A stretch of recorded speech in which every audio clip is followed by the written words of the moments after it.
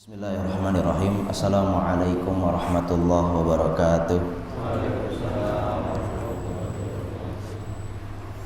Allahumma lakal hamdu wa ilaikal mustaka wa antal musta'an wa bika thiqah wa alaika tuklan wa la hawla wa la quwata illa billahil aliyyil azim. Rabbi shrah li sadri wa yassir li amri wa hlul 'uqdatam min lisani yafqahu qawli. Allahumma shalli ala sayyidina Muhammad wa ala alihi wa sahbihi wa man tabi'ahu bi ihsanin ila yaumiddin. Hadirin yang dirahmati Allah, alhamdulillah kita bisa bersama kembali melaksanakan aktivitas rutin kita, salat subuh secara berjamaah. Insyaallah kita akan lanjutkan pelajaran kita dalam materi fikih. Pada pertemuan yang sebelumnya kita telah membahas fikih salat sunnah secara umum. Fikih salat sunnah secara umum, di mana kita bahas pembagian salat sunnah dari segi waktu dan sebab. Begitu juga salat sunnah pembagiannya dari segi disunahkan untuk berjamaah atau tidak. Kemudian perbedaan hukum-hukum antara salat fardu dan salat sunnah, dan kemudian juga telah kita bahas masalah mengqadha salat sunnah. Pada hari ini kita akan masuk dalam pembahasan macam-macam salat sunnah secara terperinci. Kalau kemarin hanya secara garis besar, secara global salat sunnah, pada hari ini kita akan mulai bahas salat sunnah secara terperinci. Salat sunnah yang pertama yang akan kita bahas adalah salat sunnah Idul Fitri dan Idul Adha. Salat sunnah Idul Fitri dan Idul Adha. Adapun pengertian dari salat sunnah Idul Fitri dan salat sunnah Idul Adha adalah, kalau salat sunnah Idul Fitri berarti adalah salat sunnah 2 rakaat yang dilakukan pada tanggal 1 Syawal. Adapun salat sunnah Idul Adha maka adalah salat sunnah 2 rakaat yang dikerjakan atau dilakukan pada tanggal 10 Dzulhijjah. Kemudian hadirin yang dirahmati Allah, lafadz Aid Idul Adha atau Idul Fitri, lafadz Aidnya ini asal katanya diambil dari kata aud. Dalam bahasa Arab ada ya'udu aud, ada ya'udu audun, yang artinya adalah kembali atau berulang-ulang. Dinamakan Aid sebab salat tersebut, salat sunnah Idul Fitri atau salat sunnah Idul Adha, terulang-ulang setiap tahun sekali. Atau ada sebagian ulama berpendapat bahwasanya disebut dengan Aid yang artinya tadi berulang-ulang atau kembali sebab Allah Subhanahu wa taala memberikan pemberiannya berulang-ulang kepada hambanya. Artinya dengan kita sampai pada hari Idul Fitri dan hari Idul Adha, berulang pula pemberian Allah Subhanahu wa taala kepada kita dari segi pengampunan dosa. Kemudian hadirin yang dirahmati Allah, yang pertama kali melaksanakan salat sunnah Idul Fitri adalah Nabi Muhammad sallallahu alaihi wasallam, yaitu pada tahun kedua Hijriyah. Jadi memang disyariatkan salat Id itu adalah pada tahun kedua Hijriyah atau 2 tahun setelah Rasulullah Shallallahu Alaihi Wasallam hijrah ke Madinah. Sebagaimana zakat fitrah juga disyariatkan pada tahun kedua Hijriyah, begitu pula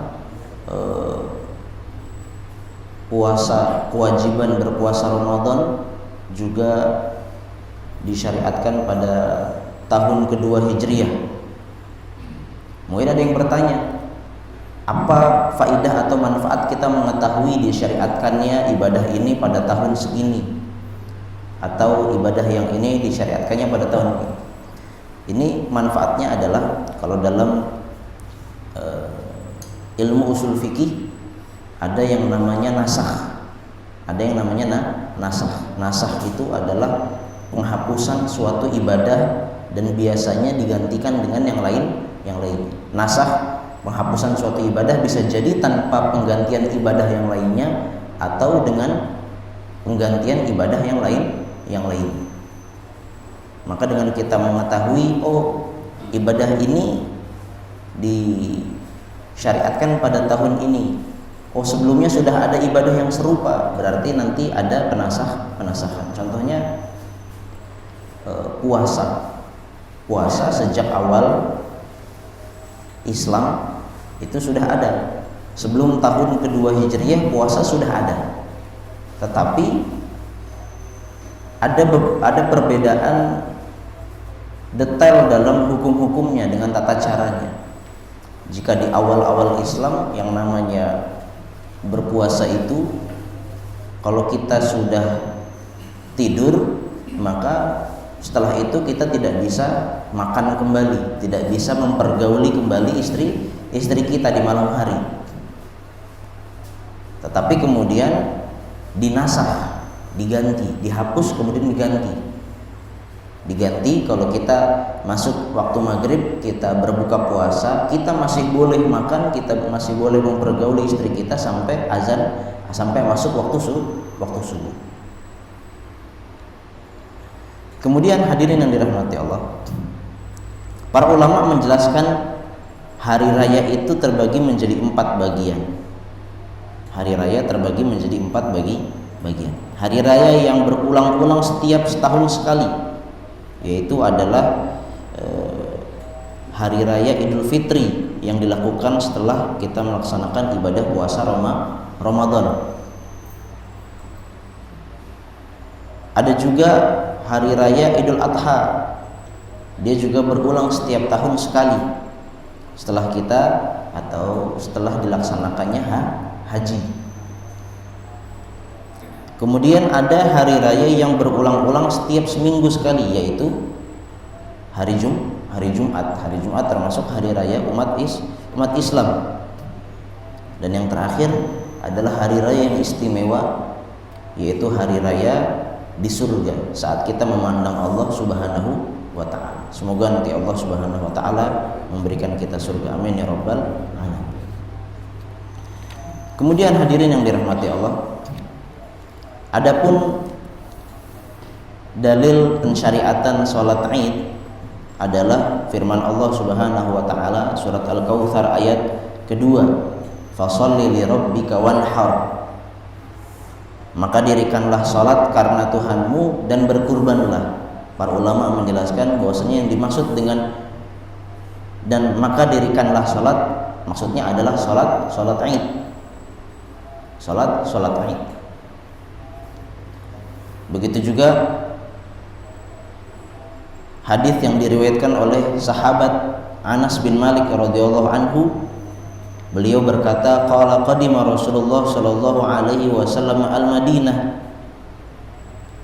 Suatu hari saat Rasulullah sallallahu alaihi wasallam datang ke Madinah pertama kali, walahum yaumani yal'abuna fihima.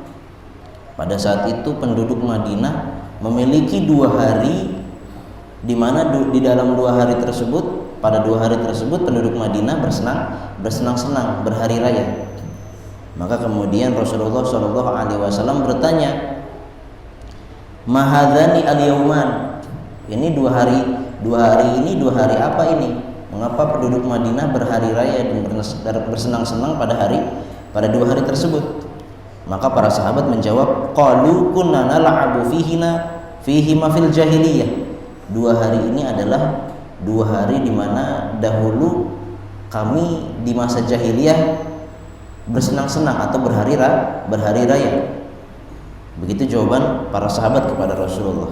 Maka kemudian Rasulullah Shallallahu Alaihi Wasallam bersabda, innallaha qad abdalakum bihima khairan minhuma yaumal adha wa yaumal fitr. Maka sesungguhnya Allah Subhanahu wa taala telah menggantikan bagi kalian 2 hari yang lebih baik. dua hari yang biasanya kalian lakukan atau menjadi kebiasaan kalian dari zaman jahiliyah, kalian bersenang-senang di dua hari ini, Allah gantikan dengan dua hari yang lebih baik, yaitu apa? Yaumal fitri wa yaumal adha, hari Idul Fitri dan juga hari Idul Adha. Hadis ini diriwayatkan oleh Imam Abu Dawud. Kemudian hadirin yang dirahmati Allah, apa hukum salat Idul Fitri dan salat Idul Adha? Sebagaimana tadi sering kita sebut bahwasanya salat Idul Fitri dan salat Idul Adha ini hukumnya adalah sunnah. Hukumnya adalah sunnah. Dan para ulama mengatakan bahwasanya salat Id ini, Idul Fitri dan Idul Adha, termasuk salat sunnah yang paling afdol daripada salat-salat sunnah yang lainnya. Dia hukumnya sunnah dan dia dihukumi atau distatuskan menjadi salat sunnah yang paling afdol daripada salat-salat sunnah yang lainnya. Mengapa dihukumi sunnah? Sebab dalam sebuah hadis Rasulullah Shallallahu Alaihi Wasallam pernah didatangi seorang sahabat. Ja'a rajulun ila Rasulillah sallallahu alaihi wasallam fa idza huwa yas'alu 'anil Islam. Pernah ada seseorang datang kepada Rasulullah sallallahu alaihi wasallam. Orang tersebut bertanya kepada Rasulullah tentang perkara Islam, tentang ajaran-ajaran Islam. Maka kemudian Rasulullah sallallahu alaihi wasallam bersabda, "Khamsu shalawatin fil yaumi wal lailah." Di antara ajaran agama Islam adalah salat lima waktu, salat wajib lima waktu. Kemudian orang tersebut bertanya lagi kepada Rasulullah, hal alayya ghairuha, adakah salat wajib yang lainnya? Maka kemudian Rasulullah Shallallahu Alaihi Wasallam menjawab, la illa an tatawwa, tidak ada salat yang wajib lagi kecuali salat-salat yang sunnah. Artinya dalam hadis tersebut diisyaratkan tidak ada salat wajib kecuali lima waktu, subuh, zuhur, asar, maghrib, isya. Adapun selain dari 5 waktu tersebut maka hukumnya adalah sunnah. Kemudian salat sunnah Idul Fitri atau salat sunnah Idul Adha ini hukumnya sunnah dilakukan secara berjamaah. Hukumnya sunnah dilakukan secara berjamaah. Ya, hukumnya sunnah dilakukan secara berjamaah bagi semua golongan, Artinya kalau misalnya kita berjamaah, ya dalam sholat id kita berjamaah, maka kalau nanti ada pembahasan secara terperinci masalah masalah khutbah. Artinya boleh berjamaah untuk semua golongan. Kalau misalnya mau berjamaah ada laki-laki ada perempuannya bisa, boleh. Atau hanya laki-laki boleh, atau hanya perempuan boleh. Dan juga sholat sunnah id ini, Idul Fitri dan Idul Adha ini hukumnya juga boleh dikerjakan secara sendiri-sendiri atau munfarid. Sunnah dilakukan secara berjamaah dan boleh dilakukan secara munfarid atau sendiri-sendiri.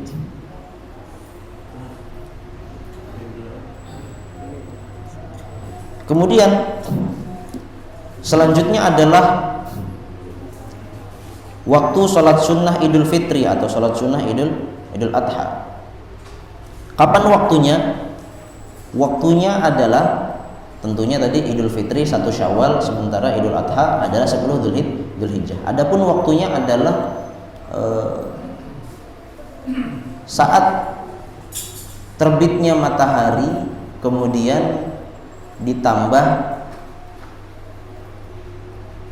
naiknya matahari setinggi tombak, atau kira-kira setelah terbitnya matahari ditambah kira-kira 16 menit kira-kira 16 menit. Kalau misalnya terbitnya matahari itu jam 6, nah berarti kira-kira awal waktu sholatnya adalah jam 6 lewat 16.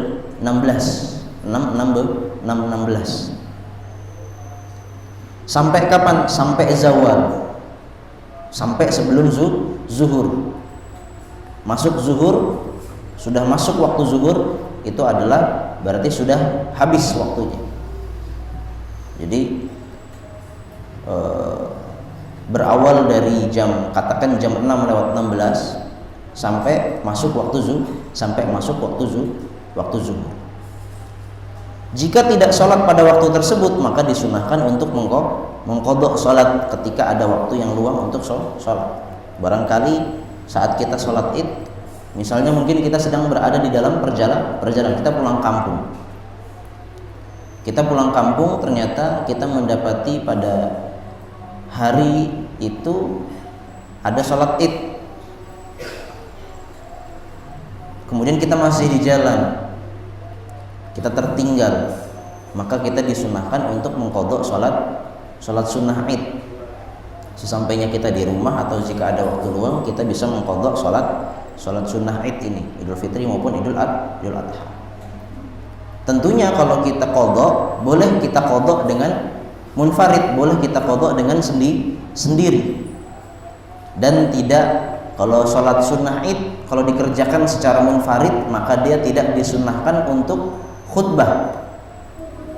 Kalau dilaksanakan secara berjamaah, maka disunnahkan untuk berkhutbah setelahnya. Tetapi kalau dilaksanakan secara munfarid, maka tidak disunnahkan untuk berkhutbah. Begitu pula kalau sholat idnya secara berjamaah, tetapi jamaahnya semuanya perempuan, maka tidak disunnahkan juga untuk berkhutbah setelahnya. Tetapi apabila ada salah seorang di antara wanita tersebut ada yang berdiri kemudian memberikan nasihat, maka tidak mengapa. Tetapi tidak disunnahkan untuk berkhutbah. Ini kan kemarin banyak yang bertanya-tanya masalah sholat id, terutama pada sholat Idul Fitri, sebab masih masa pandemi, masih ketat sekali protokol kesehatan. Orang-orang pun masih takut, atau bahkan sampai saat ini masih ada yang belum berani keluar dari rumahnya. Nah, bila ada yang bertanya, maka bagaimana sholat sunnah Idul Fitri saya, bagaimana sholat sunnah Idul Adha saya, bagaimana saya mengerjakan, maka kita jawab, boleh dikerjakan di rumah. Misalnya kalau dia bisa di rumah secara berjamaah, maka boleh. Kalau ada laki-lakinya, maka disunnahkan untuk dilaksanakan khutbah setelah sholat. Tetapi kalau hanya perempuan saja, maka tidak disunnahkan untuk berkhutbah. Atau ternyata dia di kos-kosan, tetapi hanya sendiri, tidak berani keluar juga dari luar kos-kosannya, dia hanya sendiri di rumah, maka dia boleh sholat sunnah Idul Fitri sendirian, dan tidak disunnahkan untuk khutbah setelahnya.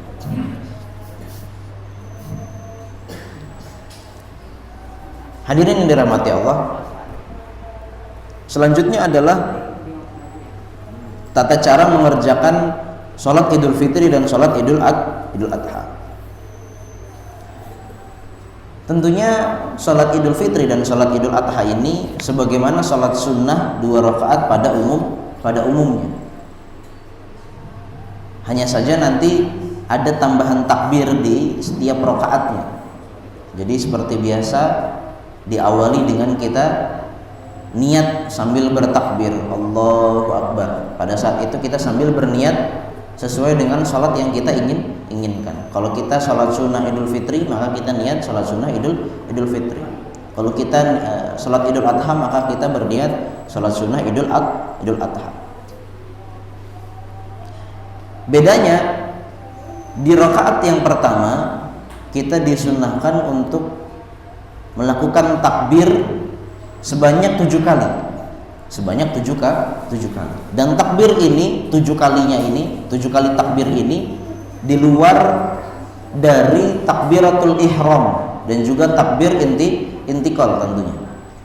Jadi Allahu Akbar, ini takbiratul ihram. Kemudian kita membaca doa iftitah. Setelah membaca doa iftitah, biasanya kalau kita sholat biasa setelah doa iftitah kita berta'awud.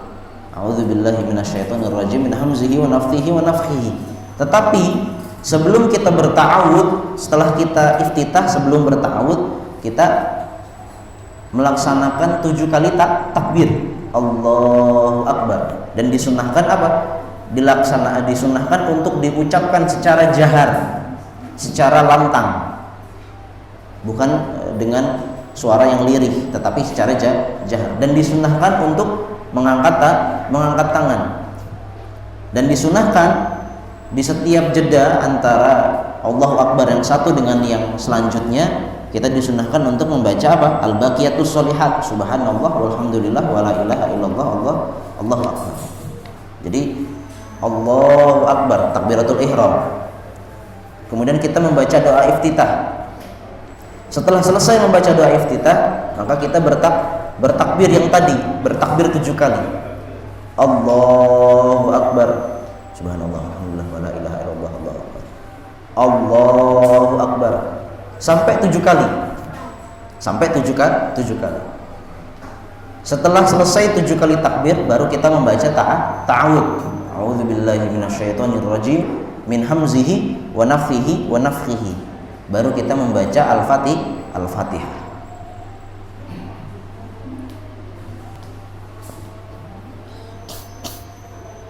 Dan kemudian kita lanjutkan sholat kita seperti biasa. Begitu pula di rakaat yang kedua. Di rakaat yang kedua hanya 5 kali takbir. Kalau tadi 7 kali takbir, di rakaat yang kedua 5 kali takbir. Kita bangkit dari rakaat yang pertama, dari sujud, Allahu Akbar. Ini belum terhitung satu. Baru kemudian kita bertakbir 5 kali. Allahu Akbar, subhanallah walhamdulillah wala ilaha illallah, Allahu Akbar. Allahu Akbar yang kedua sampai nanti yang kelima. Baru kemudian membaca Al-Fatihah. Kemudian membaca surat dan kita teruskan sampai akhirnya.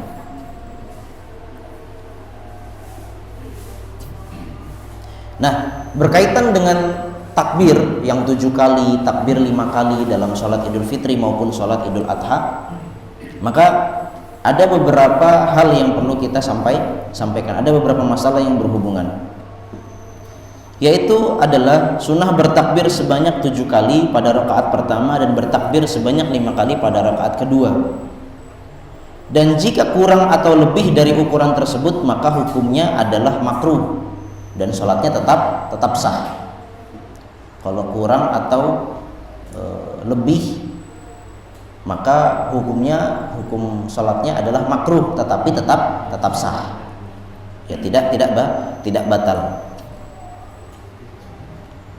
Kemudian tidak boleh melakukan sujud sahwi karena sebab meninggalkan takbir 7 kali pada rakaat pertama dan 5 kali pada rakaat kedua, dan hukum sholatnya tetap sah meskipun telah meninggalkan takbir tersebut. Jika misalnya kita meninggalkan takbirnya 7 kali atau 5 kali sebab sengaja atau lupa, maka tidak disunahkan untuk melaksanakan sujud sahwi. Beda kalau kita lupa mengerjakan sunnah-sunnah, misalnya ada dalam sholat, kita misalnya lupa kunut atau menyengaja meninggalkan kunut, maka kita disunahkan untuk apa? Untuk sujud sahwi. Atau kita lupa tasyahud, lupa bertasyahud awal di rakaat kedua, misalnya sholat yang 4, di rakaat yang kedua kita tidak tasyahud awal, langsung berdiri. Nah, kalau kita meninggalkan hal-hal yang semisal seperti ini, ya tasyahud awal atau qunut, maka kita disunahkan untuk sujud sahwi. Sebab apa? Sebab hal-hal tersebut ini dinamakan sunnah ab'ad. Sunnah yang memang rutin sekali dilakukan oleh Rasulullah Shallallahu Alaihi Wasallam. Berbeda dengan takbir 5 kali dan 7 kali ini tidak dihukumi sebagai sunnah ab'ad, dia hanya sunnah hayat. Yang mana sunnah hayat ini kalau ditinggalkan sengaja maupun lupa, dia tidak disunnahkan untuk melaksanakan sujud sahwi.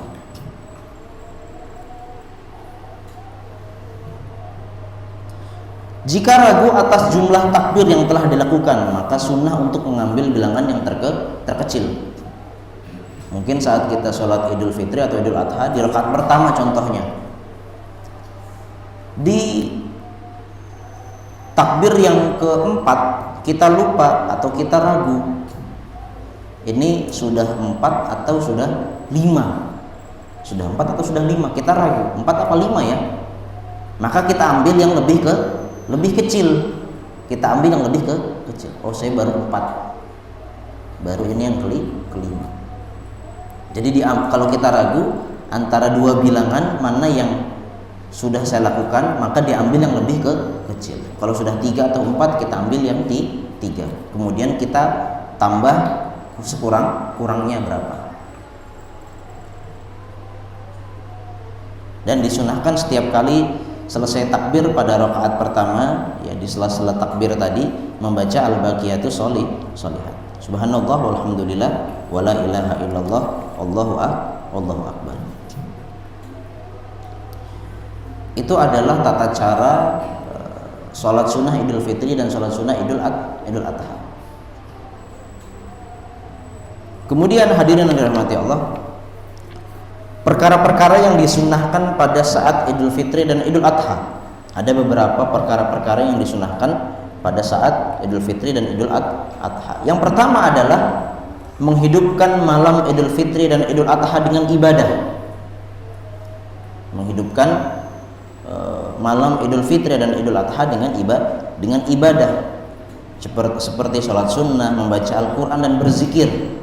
Ya. Sholat sunnah, membaca Al-Quran dan berzikir. Dan minimal, ya, paling sedikit kita menghidupkan malam Idul Fitri dan malam Idul Adha itu. Maksudnya malam Idul Fitri dan malam Idul Adha artinya sehari sebelumnya, ya, sehari sebelumnya. Sebab dalam biasanya fikih kita ini atau dalam Islam atau dalam bilangan tahun Qamariyah atau kalender Qamariyah itu dihitung hari itu di awalnya itu dari maghrib, masuk maghrib itu berarti awal hari. Berarti kalau Idul Fitri sehari malam sebelumnya itu, ya, malam dimana besoknya Idul Fitri itu adalah malamnya yang sebelumnya. Minimal menghidupkan malam Idul Fitri dan malam Idul Adha itu dengan melaksanakan sholat isya dan subuh secara berjamaah. Sholat isya dan subuh secara berjamaah itu minimal kita mendapatkan pahala menghidupkan malam Idul Fitri dan malam Idul Adha. Kemudian perkara sunnah lainnya di Idul Fitri dan Idul Adha adalah mandi. Kita disunahkan untuk mandi. Mulai masuk waktunya yaitu setelah pertengahan malam. Ya, mulai waktunya setelah pertengahan malam. Artinya apa? Artinya misalnya besok kita Idul Fitri. Besok kita Idul Fitri. Kan tadi kita bilang dihitung masuk Idul Fitri itu kan masuk waktu maghrib. Nah, disunahkan mandi mulai masuk waktunya setelah pertengahan malam. Artinya misalnya maghribnya jam 6, subuhnya jam 4:30. Berarti malamnya itu ada berapa jam? 7, 8, 9, 10, 11, 12, 1, 2, 3, 4, 10 setengah jam. Nah, kira-kira pertengahan malam itu di jam berapa? Berarti kita bagi 2, malam tersebut jadi 5 jam 5 jam. Berarti kira-kira pertengahan malam itu jam 11 atau katakan jam 12. Kalau ada orang yang saya ingin mandi untuk mandi sunnah untuk Idul Fitri, dia mandinya di jam 12 lewat, berarti dia mendapatkan sunnah. Kalau diniatkan mandinya mandi sunnah, dia mendapatkan sunnah. Tetapi kalau dia laksanakan sebelum pertengahan malam atau sebelum jam 12 atau baru jam 11, maka dia tidak mendapatkan sunnah karena waktunya belum masuk. Karena waktu untuk mandi sunnahnya belum masuk. Tetapi memang yang lebih afdol, yang lebih utama mandinya adalah ketika ingin berangkat. Mandinya ketika ingin berangkat. Sebab kalau kita mandi sebelum berangkat, itu freshnya masih ada. Bekas-bekas harumnya itu masih kuat. Dan mandi hari raya ini, ya, sunnah mandi Idul Fitri maupun Idul Adha ini disunahkan untuk siapa saja, dalam artian disunahkan bagi orang yang ingin mendatangi sholat Idnya maupun yang tidak ingin mendatangi sholat Id. Ya. Jadi dia disunahkan juga bagi para wanita yang dalam keadaan haid atau nifas, atau bagi siapa saja yang ingin menghadiri sholat Id ataupun tidak. Berbeda dengan sholat Jumat. Sholat Jumat itu disunahkan mandi pada hari Jumat untuk sholat Jumat bagi yang ingin menghadiri sholat Jumat. Kalau tidak ingin menghadiri sholat Jumat, seperti contohnya para wanita, dia tidak ingin menghadiri sholat Jumat, maka tidak disunahkan untuk mandi. Tapi kalau hari raya Idul Fitri maupun Idul Adha, itu sunnah mandi itu berlaku untuk semua umat Islam. Sebab apa? Sebab di hari raya adalah hari Yaumuz Zinah, hari kita berhias diri, hari kita bergembira, maka disunahkan untuk mandi bagi siapapun saja.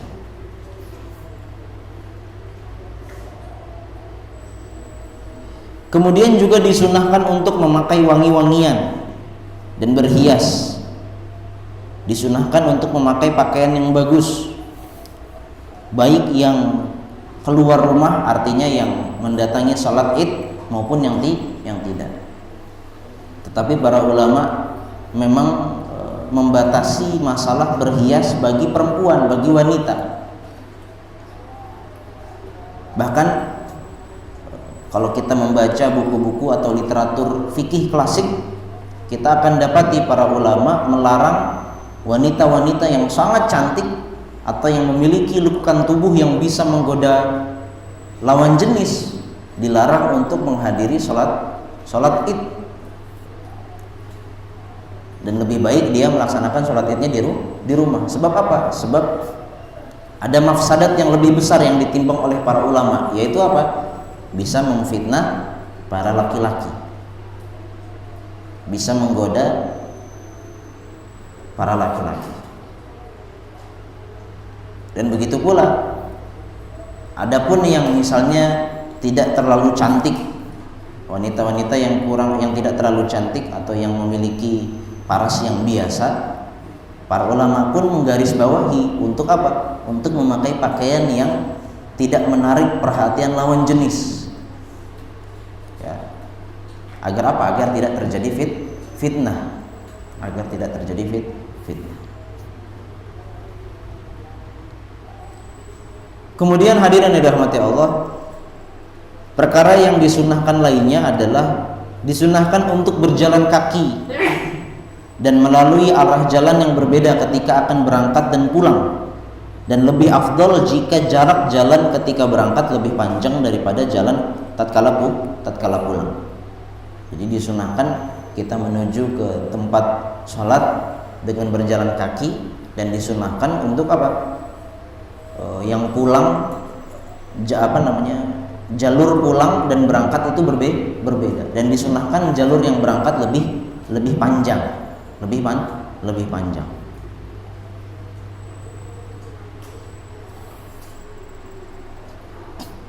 Kemudian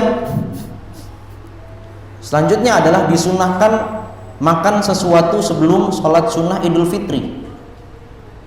Ya, kalau kita di hari raya Idul Fitri sebelum sholat kita disunahkan untuk makan terlebih dahulu.